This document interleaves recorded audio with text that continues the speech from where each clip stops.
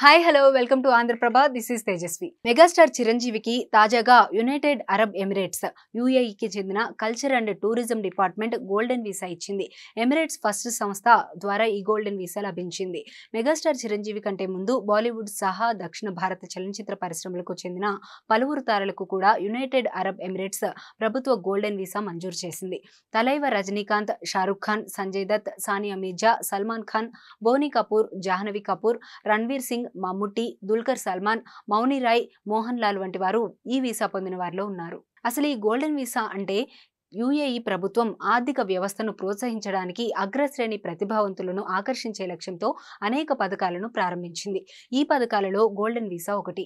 ఈజీగా అర్థమయ్యేలా చెప్పాలంటే గోల్డెన్ వీసా పెట్టుబడిదారులు, వ్యాపారవేత్తలు, పరిశోధకులు, వైద్య నిపుణులు, సైన్స్ కళాకారులు అక్కడ ఎక్కువ కాలం స్థిరపడటానికి, అక్కడ ఉండటానికి అనుమతిస్తుంది.